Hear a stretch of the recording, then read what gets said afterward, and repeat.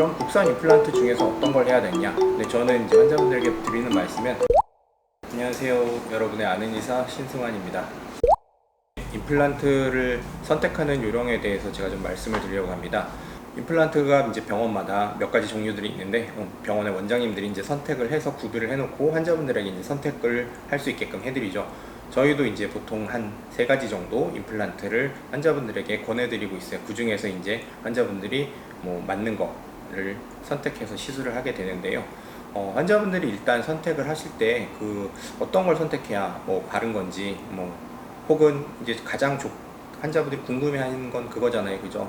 비싼 게 제일 좋은가? 아니면 싼 건 좀 나쁜가? 예. 아니면 어느 회사 임플란트가 좋다던데 정말 그게 좋은지 궁금하시잖아요, 그죠? 그 부분에 대해서 좀 말씀을 드리려고 합니다. 초창기에 임플란트는 국산이 거의 없었어요. 국산이 없고 초창기 때는 다 외제였죠, 외산. 왜냐면 이제 이게 외국에서 개발된 거니까 당연히 처음에는 이제 외국에서 먼저 만들었었고요. 그걸 이제 우리나라 회사들도 제품들을 출시를 하기 시작했죠. 그래서 이제 현재 같은 경우에는 중간에 뭐 여러 가지 임플란트 회사들이 있다가 없어진 경우도 있고요.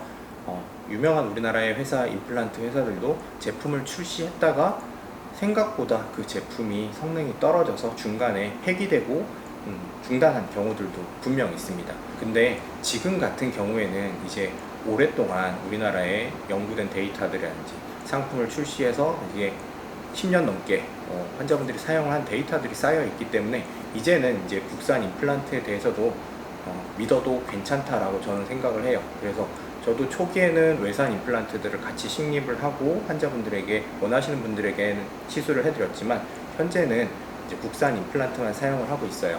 그러면 이제 왜 그 국산 임플란트만 사용하고 있냐면 외산이 초기에 품질이 더 좋았던 건 사실인데요. 일단 비용이 굉장히 고가였어요. 그 다음에 임플란트라는 게 한 번 해서 평생 쓰면 좋겠지만 중간에 문제가 되는 경우들이 분명 있어요. 고철물이 부러진다든지 혹은 임플란트 자체가 잘못돼서 임플란트 자체를 제거해야 된다든지 이런 일들이 있는데 국산 임플란트 같은 경우에는 호환 가능한 대체품을 구하기가 쉽죠. 네, 그 회사가 계속 있으니까. 그래서 그 회사 걸 구해서 쓰면 되는데 외산 같은 경우에는 우리나라에서 직접 생산하는 게 아니니까 수입하는 중개상이 있는데 중개하는 회사가 없어지기도 해요. 외국의 임플란트 회사가 없어지기도 하고요. 그런 일들이 있다 보니까 나중에 AS를 하는 데 있어서 문제가 되는 경우들이 있어요. 그래서 저는 웬만하면 이제 국산 임플란트의 품질도 상당히 좋다고 생각을 하기 때문에 국산 임플란트를 시술 받으시는 걸 추천드리고요. 그럼 국산 임플란트 중에서 어떤 걸 해야 되냐? 사실 국산 임플란트도 수십 종이 있어요. 근데 저는 이제 환자분들에게 드리는 말씀은 망하지 않을 회사의 임플란트를 사용을 해라 라고 말씀을 드려요. 여러분들이 잘 알고 계시는 대기업들이 있잖아요, 그죠?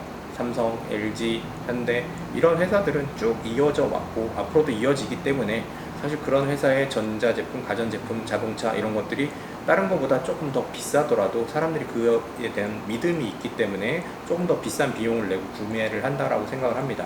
저도 그래서 우리나라에서 좀 많이 팔리는 임플란트 1, 2위 회사의 제품들을 병원에 놓고 사용을 하고 있어요. 이런 회사 임플란트들이 다른 조금 더 저가의 임플란트보다 비용이 조금 더 비싸긴 해요. 하지만 그래도 믿을 만한 데이터가 있고 나중에 환자분들이 AS를 받고 싶으시더라도 심지어 제가 병원을 못하는 일이 생기더라도 다른 병원에 가서라도 AS를 보실 수가 있겠죠. 그런 부분이 저는 이제 임플란트 선택에 있어서 중요한 요소 중에 하나라고 생각을 합니다. 그 이외에 임플란트를 고르는 그 선택 기준은 조금 의료진한테 맡겨주시면 좋을 것 같아요. 이제 환자분들이 뼈가 아주 좋고 이렇다 그러면 그냥 기본 임플란트를 심으셔도 다 괜찮다라고 생각을 해요.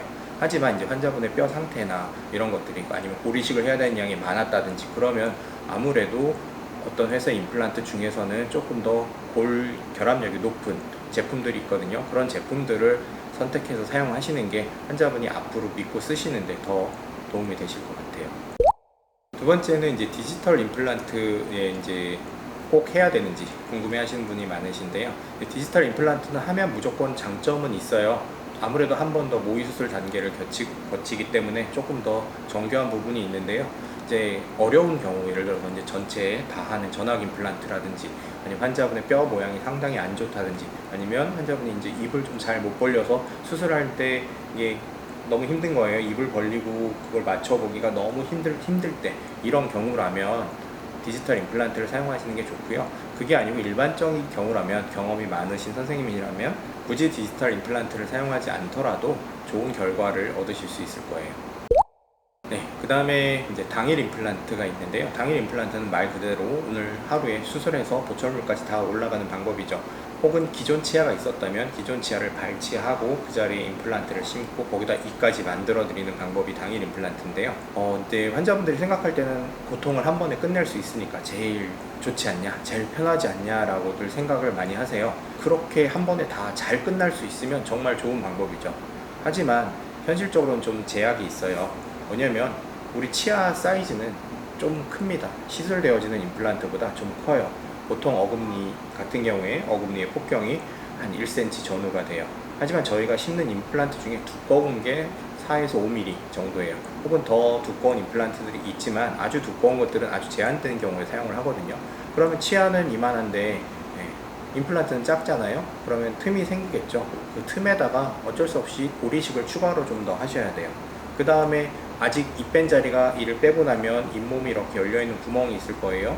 그 구멍 자체를 닫는 것도 조금 어려운 일이에요. 쉽지 않아요. 그리고 뼈 이식을 한 경우에 그 구멍을 통해서 뼈가 흩어져 나올 수도 있겠죠. 그 다음에 이렇게 구멍이 있는 자리가 뼈가 어떻게 나을지 예상을 할 수는 있지만 정말 정확하게 확인을 할 수는 없어요. 그래서 그렇게 당일 임플란트를 하는 경우에는 예측을 해서 심는 거거든요. 이를 빼고 나중에 뼈가 이렇게 찰 거다라고 예상을 하고 주변에 모자른데 뼈도 넣고 이렇게 해서 심는데 생각보다는 잘 아문 상태에서 임플란트를 하시는 것보다는 감염이나 위험성이 있고요. 추가적으로 뼈 이식이 필요한 경우들도 많이 있어요. 그러면 언제 당일 임플란트를 하는 게 좋을까요? 저 같은 경우에는 이제 주로 어금니에는 좀 사이즈가 크기 때문에 잘 하지 않고요. 앞니 쪽이나 작은 어금니까지는 아주 뼈의 크기나 이의 크기가 잘 맞는다면 시술을 하고 있어요. 특히나 이제 앞니 같은 경우는 빼고 그냥 가시기가 너무 힘들잖아요. 그죠? 심리적으로 굉장히 중요한 부분이고 사회생활도 하셔야 되기 때문에. 그래서 앞니가 망가진 경우에 앞니를 빼면서 바로 임플란트를 하실 수 있는 경우라면 그렇게 하시는 게 환자분들한테 좋고요. 어금니나 아니면 염증이 심한 치아들의 발치의 경우에는 발치하고 염증이 좀 아무는 시간을 가져주는 게 임플란트를 장기적으로 쓰시는데 더 좋아요. 그래서 좀 그런 경우에는 당일 임플란트보다는 시간을 기다렸다가 하는 게 더 나을 것 같습니다.